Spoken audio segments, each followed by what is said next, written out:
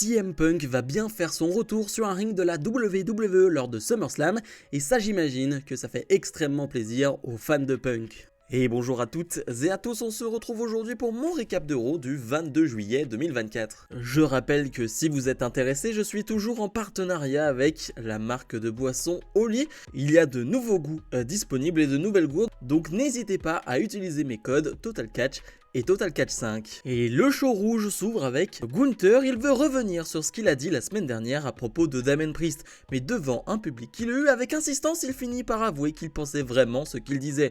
Il déteste tout le monde. Priest ne mérite pas d'être champion et ne donne aucun prestige au titre, et son histoire personnelle ne change rien. Il se moque aussi des membres du Judgment Day qu'il qualifie tous d'ordures. Il va donc demander à Priest de le rejoindre sur le ring. Le champion fait son entrée avec un micro à la main, mais il n'est pas là pour discuter. Il va attaquer Gunther. Les arbitres et la sécurité vont tenter de les séparer, mais même après la pub, la bagarre va continuer dans les coulisses de Raw. C'était court, c'était simple, mais c'était efficace. Les rôles sont bien définis. Gunther est bien le heel, Damien Priest est bien le gros babyface. Il faut simplement entendre la pop que reçoit Damien Priest lorsqu'il arrive, c'est assez dingue, et même lorsqu'il arrive à prendre le dessus dans la bagarre sur Gunther, c'est assez dingue en termes de réaction.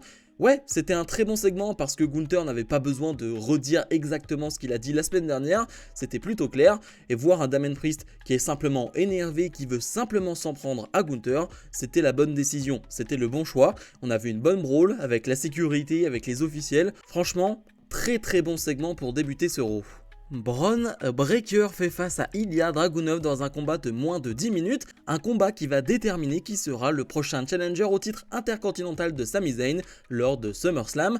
Le match était une nouvelle fois excellent, il va mériter à plusieurs reprises des This is Awesome de la part du public. Je ne sais pas c'est la combienième fois qu'ils s'affrontent du côté de Raw, eux qui s'étaient déjà affrontés à plusieurs reprises du côté de NXT, t'as l'impression qu'ils ne vont jamais se lâcher et les deux sont hyper jeunes, donc je pense qu'on va les revoir beaucoup en action ensemble sur un ring dans les prochaines années, et c'est tant mieux. Quand on voit leur alchimie, quand on voit leur niveau ensemble sur le ring, les matchs sont de mieux en mieux. Les matchs sont vraiment meilleurs à chaque fois. C'était vraiment de très haut niveau, c'était intense, c'était violent une nouvelle fois. On a un Ilya Dragunov qui va souffrir assez rapidement au niveau du ventre à cause d'une souplex qui va être portée dans le coin du ring, assez violent vraiment comme prise.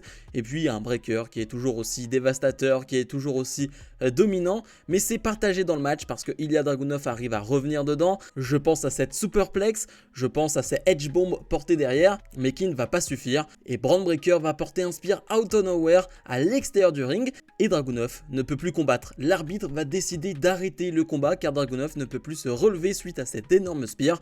Bron Breakker est donc le challenger de Sami Zayn et affrontera Zayn du côté de SummerSlam, la revanche de Money in the Bank. J'avoue que j'aurais aimé avoir un match à 3 lors de SummerSlam, et puis pour moi c'était la route à prendre, c'était le chemin à prendre. Là je dirais pas que je suis déçu parce que Breakker aura une nouvelle fois sa chance, mais on aura le temps d'en reparler parce que mon avis est pas encore très clair dessus. Sonya Deville fait face à Lyra Valkyria, un combat de 5 minutes, et c'était pas mal. J'attendais un match compétitif, j'avais pas forcément envie d'avoir un match de 2-3 minutes où il ne se passe pas grand chose avec Sonya Deville, et surtout avec Lyra. Je veux toujours des matchs compétitifs avec elle vu le niveau qu'elle a, et là je trouve que ça l'est assez.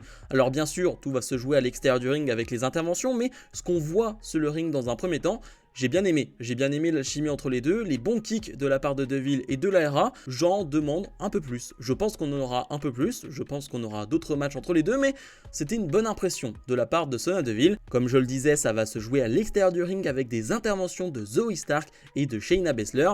Alors elle va être frappée par Kayden Carter et Katana Chance, mais ça ne va pas suffire, car à l'intérieur du ring, Sonya Deville va profiter de ce chaos à l'extérieur pour remporter ce match et battre Lyra Valkyria. C'est logique de donner cette victoire à Deville, elle qui vient de faire son retour. CM Punk est présent et sur le ring pour nous faire une promo. Son chirurgien l'autorise à reprendre la compétition.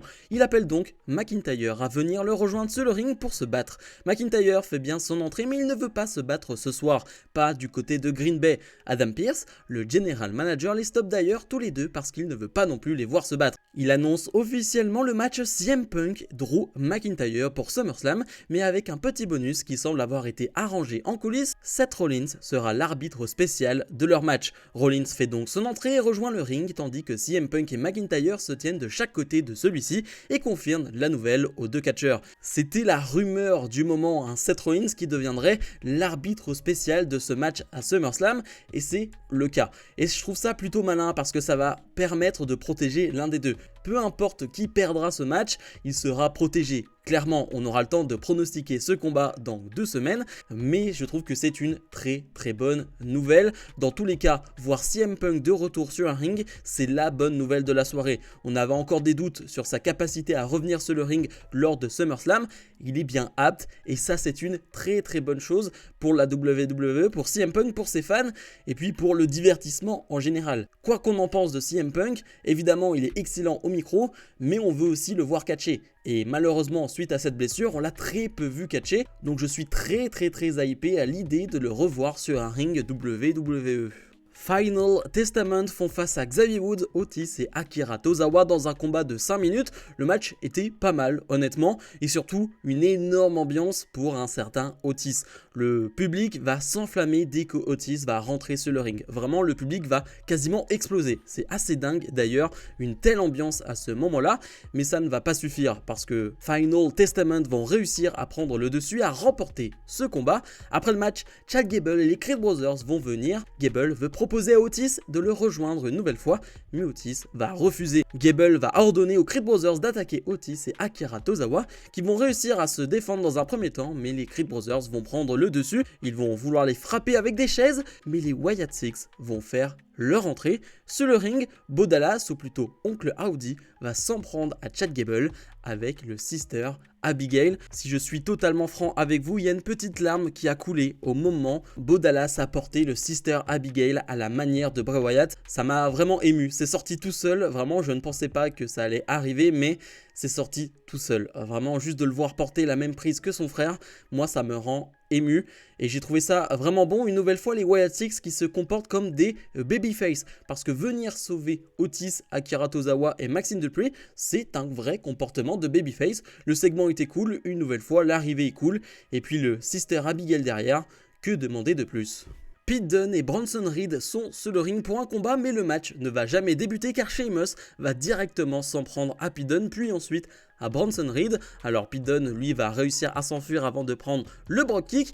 Pas Bronson Reed qui va bien le prendre dans le visage. Un Sheamus qui est furieux par rapport à la semaine dernière et qui veut juste frapper des gens. Il veut s'en prendre à tout le monde et ça c'est une très bonne chose. On en a parlé la semaine dernière, mais Pete Dunne face à Sheamus, c'est très bien. C'est une feud qui arrive car Tyler Bate est blessé et ne devrait pas revenir avant 2025, ça c'est une très mauvaise nouvelle, mais avoir un Pete Dunne en solo face à Sheamus, le match j'imagine n'ira pas à SummerSlam parce qu'on sait qu'on n'aime pas trop les cartes un peu plus longues et puis je ne sais pas si ce match mérite SummerSlam, mais dans les prochaines semaines du côté de Raw, c'est un match qui peut être bien plaisant. Rhea Ripley arrive avec Dominic Mysterio sur le ring, elle est énervée car tout au long de la soirée, le Judgment Day ne l'a pas écoutée, il va demander à Liv Morgan de la rejoindre. La championne apparaît depuis les tribunes. Elle prend le micro pour dire qu'elle peut attendre SummerSlam pour se battre. Elle poursuit en parlant de Dominic Mysterio en disant qu'elle a des sentiments pour lui et elle sait que c'est réciproque parce que les beaux mecs comme lui ne sortent pas avec les femmes comme Ripley. Ripley allait attaquer Liv Morgan mais Dominic Mysterio la retient. Morgan demande à Mysterio d'avouer ses sentiments devant une Ripley furieuse, mais Mysterio lui dit la vérité,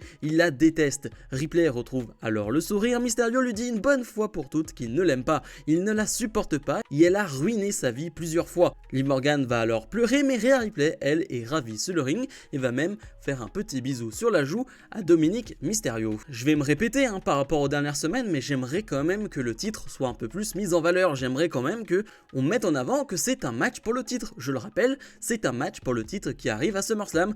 Là pour l'instant je vois juste 2 femmes qui se battent pour un homme, mais le titre est très peu mis en avant et ça me gêne. Voir une Liv Morgan qui dit à Ripley que Dominic Mysterio aime les femmes comme elle et voir une Liv Morgan qui fait un tour sur elle-même, je trouve ça encore une fois pas terrible du tout, mais bref. j'en ai déjà assez parlé de cette histoire. Zelina Vega fait face à Zoey Stark dans un combat de 5 minutes. On a une Vega qui est affaiblie au niveau du bras, elle a une espèce d'attelle, de plâtre, je sais pas trop comment on peut appeler ça, au niveau du bras suite à l'attaque de Shayna Baszler la semaine dernière.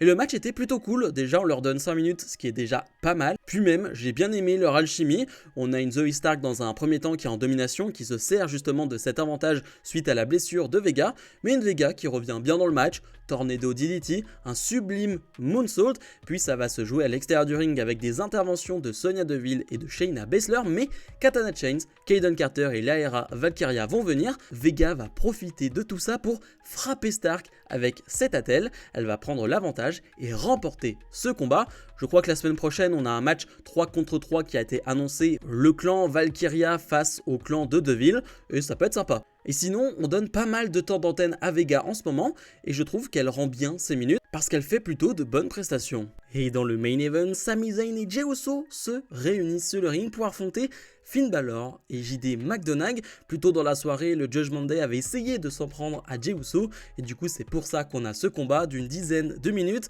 Il était superbe ce match. Comme je le disais, Jey Uso et Sami Zayn qui se réunissent, ça nous fait penser forcément à l'ancienne Bloodline, et ça fait plaisir de les voir ensemble, ça rend heureux forcément. Et de l'autre côté, il faut en parler quand même, l'Alliance, l'équipe championne par équipe d'ailleurs, Balor, JD McDonagh, ça fonctionne du feu de Dieu. Je rappelle que Finn Balor est le mentor de JD McDonagh, j'imagine même pas à quel point il doit être heureux d'être avec lui, et ça se voit, il y a une vraie alchimie entre les deux, c'est une superbe équipe, et le match va mériter des This is Awesome du public parce qu'il est vraiment génial. J'en attendais pas grand chose, parce que je trouvais ça un peu bizarre de le mettre en main event vu les segments qu'il y avait auparavant, mais vu la qualité, je trouve ça un peu moins bizarre, on va dire. Même si j'aurais aimé d'autres choix, la qualité du match fait que ça passe. C'était vraiment très bon, on a de superbes enchaînements. Je pense à ce Spanish Fly porté alors qu'on n'a pas réellement de hauteur, on n'a pas d'appui ou quoi que ce soit. C'est assez dur à porter et c'est assez sublime. Je pense évidemment à ce 1D porté par Jey Uso et Sami Zayn. Une nouvelle fois, leur alchimie est intouchable. Et puis surtout, malgré les interventions de Carlito et de Dominic Mysterio, ils vont remporter ce combat et gagner contre les champions par équipe. Ça me gêne un peu, malgré les interventions et tout ce qui a pu se passer, qu'ils battent les champions par équipe. Est-ce qu'ils auront une chance pour les titres du coup dans les prochaines semaines? C'est une possibilité, mais ça me gêne sur le papier. Le show ne va pas se terminer là-dessus parce que Bron Breakker va venir porter un spear à Sami Zayn et s'en aller. Une nouvelle fois, un show qui se termine avec un spear de Bron Breakker. Bilan de ce Raw, je l'ai trouvé très bon en termes de catch, donc on va aller sur un 8 sur 10, vraiment très plaisant. Le main event était vraiment très fun, le Bron Breakker Ilya Dragunov évidemment sort du lot aussi. Franchement, rien à dire là-dessus. En termes de promo, on a été pas mal, mais ça n'a pas été très loin non plus. En termes de storyline, je n'ai pas tout apprécié parce que je n'aime pas forcément la storyline autour de Dominic Mysterio, Liv Morgan et Rhea Ripley, donc forcément, moi je passe un peu à côté d'une partie du show, mais globalement, j'ai passé un bon moment. On a eu une nouvelle VHS du côté de la Wyatt Six, cette fois-ci c'était pour Sister Abigail. Je ne l'ai pas noté parce qu'il n'y avait rien à dire. Vraiment, c'est la plus décevante des VHS. Il n'y a rien qui en ressort au niveau du personnage. Je l'ai trouvé un poil inutile. Mais bref, comme d'habitude, je vous invite à mettre un maximum de pouces vers le haut, à vous abonner. Et nous, on se retrouve dès demain pour mon récap de NXT. Salut, salut!